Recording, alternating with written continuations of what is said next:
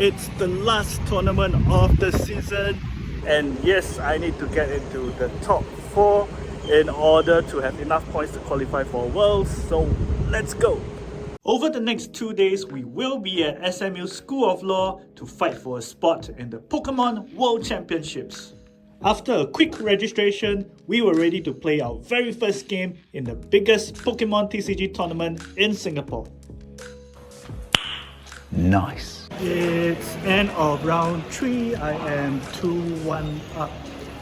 Lost the first game against Palkia, pure Palkia deck with Sharon's Care, Water Energy, and Bibarel Engine. So Brick really hard started with Radiant Greninja, and the other only Pokemon was Cramorant, and couldn't get comfy until turn 2 or turn 3. Yep, one of those lost box days. Round 2 was against Jiajie, who was playing Miraidon deck, but he made the mistake of charging the lightning energies from Regenerator to the what's that called?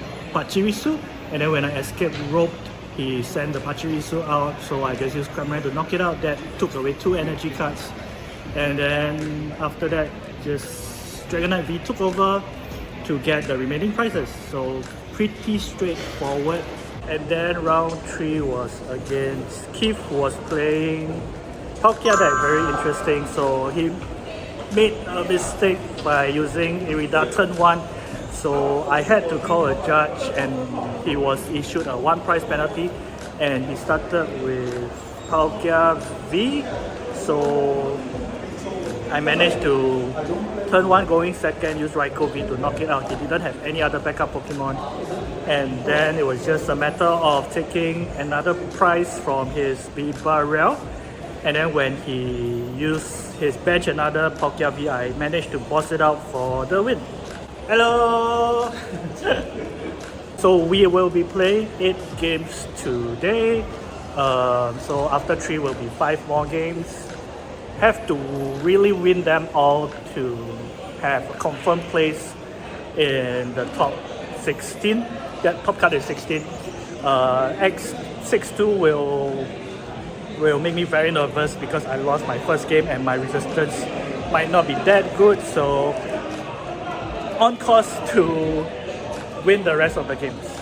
Later. It's end of round 6. I faced Norman in round 4, was playing Mew V Max. Won because I managed to Drapion him twice, so that was lucky. Because my Drapion was priced, I had to attach Forest Seal Stone to my Dragonite V, and then look for the Hisuian Heavy Ball for the Drapion V to knock out the first Mew V Max, and then he didn't knock it out because he had to boss my Dragonite V, which was fully charged, and then puff and hope that I can't find the counter. But the following turn I managed to Chorus's Experiment for the Lost Vacuum, and then it was just a matter of retreating back to the Drapion V for the last 3 prizes. Round 5 was against Noel, who was playing Gardevoir EX, my first Gardevoir game. Essentially, I won the game in the first 2 to 3 turns. Turn 2, he sent out a Zacian V, and then I managed to set up Dragonite V to knock it out. And I think he made the mistake of benching another Zacian V to try and knock out the Dragonite V, but he couldn't charge it up, couldn't find his EX, and then I bossed it out for another 2 prizes. And then it's a matter of finishing up the game with Sableye. And then round 6 was against Clive, who was playing the exact 60 as me, I think. Probably might be different from 1 or 2 cards because he might be playing 3 Forest Seal Stone instead of 2 Forest 1 Sky. And then I won the coin flip, wanted to go second but missed the turn 1 Cramorant, which was unlucky. And then he had to send out his Dragonite V to attack, but I couldn't find the Sableye. I couldn't find the Psychic Energy for the Sableye because 1 was priced and 1 was discarded. And then had to Dragonite his Dragonite instead of using Saber Eyes, so that was unfortunate because that put damage counters on my bench. So yeah, he cleaned up after it was very close, one prize left. Yeah, so 4-2 now. Hey, Nicholas, Southern Island. With the top deck boss Luck right is- here. luck is Luck a is a skill. skill, guys. Luck is a skill. Get yours at what's the website again? Oh, in just PM me at the Southern Islands. Just Easy PM lah. Southern Also find me Islands. at GGG also can. Also can, also can. I'll find him. You can find me. Yeah, if same, you same. want the Luck is a skill t-shirt. So many colors, okay? So many colors Yeah. today. Today, a lot of people rocking it. Yeah. Quite nice, quite nice. Very nice shirt. Score. 4-2 now. Same for two. Same for two? Ah, Yeah. so Two I more can weeks. play with you, leh. 2 more weeks. 2 more weeks can To chance because I lost my first game. Oh, pray. Really pray. I believe in you. Yeah, believe in me. Can. Okay. Just finished all 8 games. Round 7 was against Hugo, who was playing Gardevoir EX. It came down to the wire, very, very close game, closer than what I would have liked. It came down to the last 3 cards of the deck, and the second last turn I had to pass. I had the Dragonite V and the Forest Stone and the Mirage Gate on hand, but I didn't have the boss's order because his Shining Arcana Gardevoir wasn't active. I needed to boss the Gardevoir EX or the Drapion V for the win. And then I had to pass because I didn't have that play. Thankfully, he didn't Roxanne me in the last turn, and then during my very last turn, I drew the last 3 cards of the deck, which were the Boss's Order and one other card, and then I used Forest Stone on the Dragonite V to wrap up the game by recycling all 5 energies, taking one water energy, and then Mirage Gate boss for the win. Round 8, last round was against Meng Hon, who was playing Mew V Max. Pretty straightforward, wanted to go for the 2-4 with the Sky Seal Stone, but didn't have it, but managed to do 4-2. So I had the Drapion V with Sky Seal Stone, bossed out the Mew V Max to take 4 prizes. He couldn't recover because he priced 3 or 4 energy cards. So yep, got the win. So waiting for news whether I get to bubble into the top 16 or not. It should be close, very close. Hopefully I do get to bubble in, not like the regional, so fingers crossed. A few moments later. Okay, final results are out. Unfortunately, finished 21st. Means I didn't get into the top 16, which means this is the end of my season. Don't get to qualify for Worlds. That happens, right? Because lost my first game, that affected my resistance a lot. So essentially I needed to 7-1, 6-2, had a small chance, but unless the loss was to the champion or the top few finishers, wasn't going to make it probably. Tried my best. It just happened that the only game that I bricked was the very first game. So it happens. Gonna come back stronger next season, going to play better definitely. See you in Worlds 2024. So going to visit this place again tomorrow for the top cut, and stay tuned for the Venus interview, even though for you it might just be the next minute, but for me it's tomorrow, so let's go. It's day 2 of the National Championships, and the venue had a major overhaul with a stream table, casting table, and of course the prizes displayed. The top 8 players get an exclusive playmat, and for the champion, a straight day 2 pass into the Pokemon World Championships, as well as this beautiful stamped Ultra Ball with the Gold Champion word on it. After an intense 4 games, which you can catch at the official TCG Asia YouTube channel. Also a special shout out to the casters Brian and Nicholas.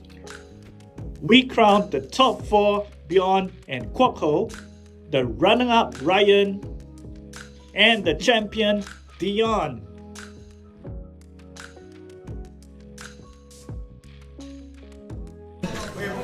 Hello, we have here our national champion, Dion. And also we have my co-host, Nicholas Yong, Southern Island. Hey, with the top deck boss today. Yeah. Okay, so first of all, congratulations, Dion, for the win, national champion. So tell us more about what deck you played and why did you choose the deck? So the deck I played was Fusion Strike Mirror. I actually got the deck from the League Battle deck, if I'm correct. Oh, that this was guy! Nice. That's the way. Very man. nice. yeah, so it was a comfort pick cause that was the first deck I touched. Then I always lose dice roll, I realized. So I was like, Oh, if what? yeah. Not what I saw on Yeah. stream, huh? Oh, I'm sorry. I lost the going first or second dice roll. Right. Like day one, I think Right. I lost 7 like, out of the 8 suite. 7 I lost. Oh. So I was like, I don't want to touch DD in you. If I start second, I'm gonna lose. Yeah. So I'm like, okay, just gonna pray for the Meloetta Dom on turn 1. Oh. Yeah. Okay, I only have 3 double turbo energy. Yeah. Yeah, I know I never had a 4th copy, so I cannot play DT. Oh, you mean you I- actually I only got- own 3? Yeah, Right. it's from the League Battle Ball. I think you only gave 3. Oh. I buy for you one. You come to Goodness Creek game, I buy for you one. Yeah, we will give you give you one, we will give get you one. We have a lot. So you told me just now that you were this close to putting Iono in your deck. What happened? I thought that Peldeer was allowed. Yeah. So I was putting Iono, I even got like bot SQ to put, because I know they're using to snipe a Ice Spiritomb. Cube, Ice Oh, Cube, yes, Ice Cube, yes, Ice yes, Cube. yes. Yeah. Yeah. But okay lah, luckily, Yeah. you found out you. I scrolled down because I was like, okay, let's look at the reporting time. And I said, oh, Yeah. Peldeer's not allowed. That's why it's very important to always check. Yes, read the trainer's web properly. Yes. Guys. Yeah. If not, ask around. Correct. Yeah. So, what are the tougher matchups that you face, or are there any memorable games that you face? The toughest matchup for me is Lost Zone and Gardevoir. Because Lost Zone have Drapion and Gardevoir I'm not very well versed against the deck because they have so much supporter that their playstyle is not that linear. So I think the most memorable game there was once on my round 3 in day 1. I had 1 prize left, he had 5 prizes. Okay. But he was playing Lost Zone Kyogre. So I Right, have a right. damage Mew and Genosect. Yeah. So he emptied his deck, he showed me 2 Energy Recycler and 2 Mirage Gate. Oh, So okay. yeah, we really shake hands. Then I was like, may I know how much energies are there in your discard? So he showed 7. Then I was like, don't you need 250? Then we counted. You're like, Yeah. I won. I won. Oh, lucky Yeah. count. See, That was another a- important thing. Yes, another important thing, always check whether your opponent really has the win. Don't just take their words for it. Yeah, so how was your experience overall in these past 2 days? Really stressful. Day 1, I was actually going with a friend, like, let's have fun. So I was Yeah. like, Oh, let's have yeah, fun. Have fun. Then slowly I was like, oh, I'm in day 2. So the expectation was, let's do my best and Yeah. if I lose, I'll go home early. Yeah. Then every round I'm like, oh, I think my parents, I'll go home later by 1 hour. 1 more hour. Very nice, very nice. Yeah.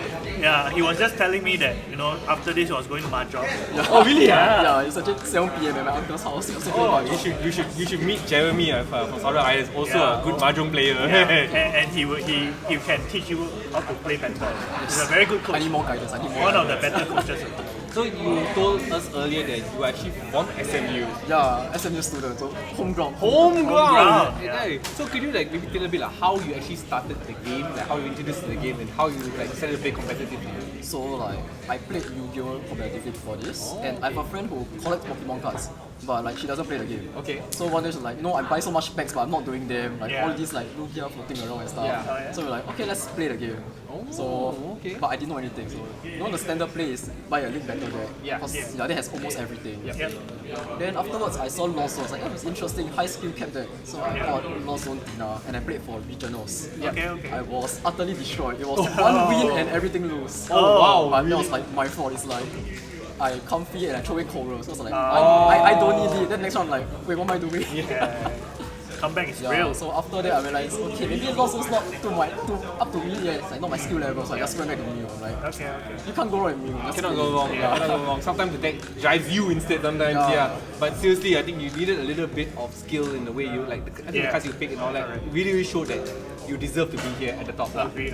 Because sometimes, people are saying like, you definitely need a bit of luck, but you cannot fully depend on luck for the win. There's a certain skill involved on how you play, the order which you play your cards, etc. Yeah, but luck is a skill. though. Luck is definitely a skill. Yeah. Yeah. Any other questions? I'm okay. Okay. Any other tips for newer players, as in like yourself, like for example, you're new and relatively new, and you just won the biggest tournament in Singapore. Yes. Yeah. So any tips that you know that you want to give to newer players or encouragements for newer players? I think the biggest tip as a cup player I would say is that don't get too caught up with what people say about net decking. If you are new to the game, the champions did it before, follow a deck list and it's try and tester. Like my list is really similar to someone in Hartford, if I'm correct. Yeah, where he run 4 trading shows, just that I didn't have a third Forest Hills Stone, it's $5. Time for you lah, this one also. Yeah, I feel it's like if you're new to the game, maybe you can just net a deck, then just focus on one, don't keep changing deck. Stick with one, and when you get more experience, you can branch out. Fantastic. Any last words, parting words? Play Pokemon, it's a really fun game. Hey, fun game leh. Alright, that will be the end of the interview. Congratulations once again. Enjoy your trip to Yokohama. Hope to see you more. Maybe playing. Yeah. Alright, thank you. Alright, we have here our two casters, Nicholas and Brian. Hello, Top Deck Boss. Hello. Yeah, so this is first time Brian is commentating, right? Yes, I know. Actually, first time for Pokemon event. For Pokemon event. Yes. before in this guys. Yeah, so you have experience with your work? Yeah. So actually, I casted a private event for Secret Lab back about maybe 2 years ago when I was working on them. Wow. That was my first. That was my entry drug into casting, and I actually did it with the Zenway team as well. So that was an incredible experience. So when this opportunity came up, I was like, you know what, hey Nick, could you get a word in from me? That's why got someone called Mr. KS apparently. Hey! It's true though. Unfortunately, thank you, Ruben. Sorry, Ruben. Hey, professional caster here. But but seriously, it was a great opportunity. So how was your first time casting a Pokemon competition? Amazing. I mean, really, I think everything went according to plan. Yes, thankfully.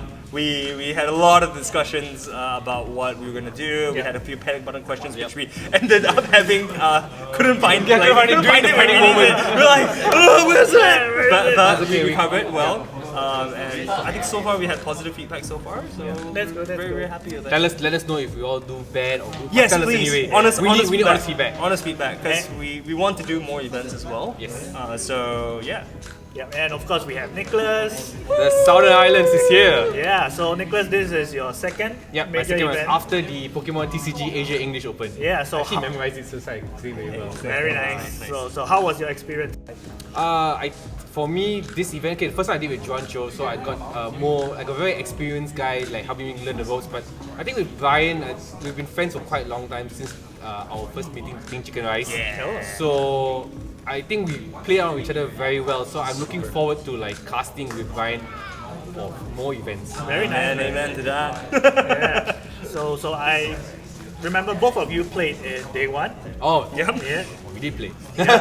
So, but only because they were only required to cast in day two. Yeah, correct. But if we were to cast in day one, confirm we cast Oh day yeah, one. easy. Easy. No, don't even need to think about it, man. Easy choice. Yeah, for sure. So what is the main difference between casting and playing? Okay, for me personally, right, the main difference, first besides playing the game, right, Yeah. actually the two of them are quite intertwined, Yeah. right? Because the thing is that we were only able to cast so well because both of us play the game. Correct. So we know the ins and outs of every single deck, of every single deck matchup. So we could just go like that. It wasn't work for us. It was passion because we already know everything. So we know you can think you watch the stream, you can see us the kind of plays that we know that the players are gonna do. We already predicted it way in advance because we know that's what's gonna happen because we play the game every week at GGG. Hey! But to be honest, I think casting is not just it's not just a passion, it's a dream for me. I've always wanted to do commentating. When I was young, I loved to do commentating for football. At home for fun. So doing this is fulfilling that dream. It's another thing I'm passionate about Pokemon. Yeah. So of course, do we expect you guys to be appearing on our screens in future major events? Mixoff, please. Mixoff, Mixoff Senpai, please. TPC, please. TPC, please. TPC, TPCI, please.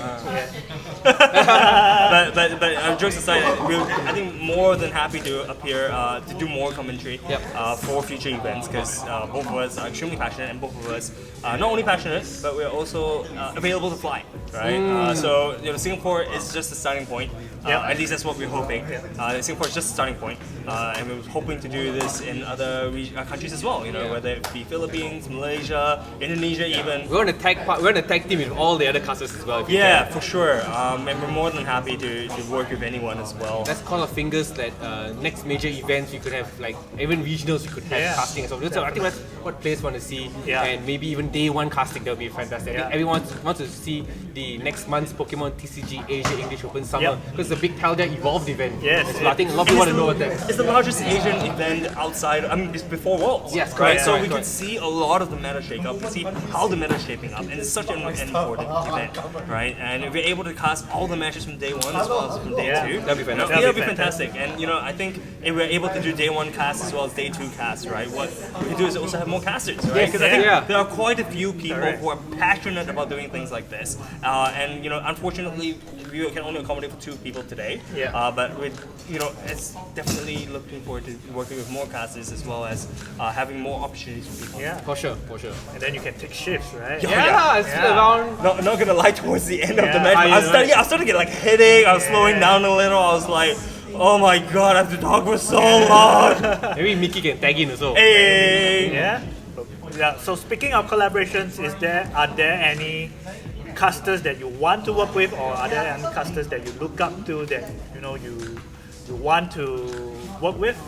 Well, I really do want to work with Ryan Kwa again. Aww. 小 touch. 小 touch. Yeah, I mean, honestly, for Pokemon, I have watched quite a few streams, Yeah. whether it's from TTCI or whether it's from TTC. I love any opportunity to work with any caster, especially it's exceptional to see them hone their crafts, But for me, at the end, I've watched a lot of League of Legends. I am a League of Legends player, okay. right? And some of the League of Legends casters was really inspiring me. People like Quick Shot, who has been in the casting scene for the longest time. Freak as well. Yeah. They've been casting so many different games, and I learned a lot of the casting style in terms of the pacing as well as the language to use in watching through those streams. Yeah. Okay, just to round off, I think I had a wonderful time listening to you guys. Stream. Hey, thank you so much. Thank you. Like even though Honest we, one, huh? Yeah. Honest, huh? Honest, legit. Because we were watching. For later, I'll take a shot of how the room looks like because they are casting over here, and then we were watching the stream from YouTube. Where Oh, the you You were watching from YouTube? Yeah, and because we wanted to see what was on stream. Yeah, Okay. yeah. And then we could really feel the energy, even though there was a bit of lag. So when you guys were like, "Whoa, he had the play," they were like, "Something big is Too happening." excited until we made the video like. Yeah, we were like, "Something big is happening." Yeah. Oh, that's good. That's good feedback. Yeah, that's good. That's very good. So, hope to see you guys more on the screen. Yeah, and glad that you guys had a wonderful experience. Yeah, and then we'll see each other more. For sure. We will yeah. see each other. Yeah, we'll see each other. Yeah. All right. Thank you for tuning in. See you. Okay, I'm here with Judge Ben. So Ben, few questions. What made you want to be a judge in today's event? So, as a player for 1 year, I felt, and I look at my CSP points, I felt like going through this event as a player wouldn't really yield me the best results. So I thought, why not use this big event, Singapore's big event for the year, as to go as a judge and get some experience points going on, experience as a judge, meet up new people, see what actually happens behind the scenes, and that really spurred my decision to actually sign up to be a judge. Yeah.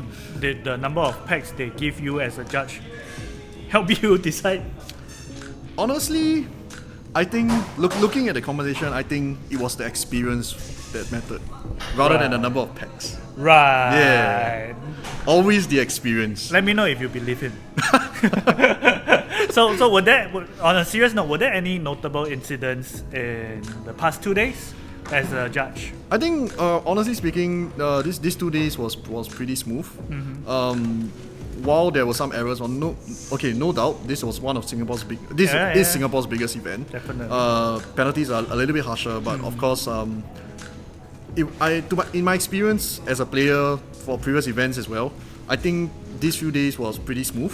The judges were pretty forthcoming in their decisions. They tried their best to make both players happy with their decision. Yeah. So I think to answer your question, I think it was pretty smooth these 2 days. Okay, that's good. So what was the main difference you found taking part in a major event as a judge versus as a player? Oh, okay. So definitely number one on the list. I'm a lot less stressed. Oh yeah. Even though I'm new to judging, there are pros and cons and going on. I'm not less stressed. I don't really need to actually prepare for the day itself, Yeah. beer one and all. I'm allowed to actually go behind the scenes and look around people's decks and all that. I'm actually a lot less stressed going as a judge than as a player. Yeah, so I think that's number one Okay, top of the okay. list, and that's the only thing on top of the list. So, will you be moving forward? Will you see yourself judging in more events, or will you think that you will want to play more as a player? Honestly, in future, right? Maybe next season onwards, I actually have plans to continue as a player. But of course, if scores the same and all that, probably judge as well for the larger events. But Yeah. so just depending on how my points and positions in Singapore. Okay. Yeah. So, and last question: is there any tips that you will want to give to people who are interested to be a judge or are new to judging? Any tips? Yeah. I think really come into this role with an open mind. You're not being a judge to put yourself over players. You're being a judge to ensure that the game state stays fair for both players. So I think that's a very important thing that people should understand when you be a judge. It's not a position of power, but rather it's a position to mediate. To mediate the game state and the plays and whatnot, to make sure it's fair, to ensure that the game state stays fair, Yeah. So I think that's really important as a judge. Okay, thank you so much for your time. See ya. This is Ben signing out. Ended the season on 9th place, which was not good enough to qualify for the Pokemon World Championships. But Dion winning meant that there were 5 representatives from Singapore instead of 4, and we will be cheering them on this summer in the Pokemon World Championships. So if you don't want to miss out on my Yokohama vlog, remember to subscribe.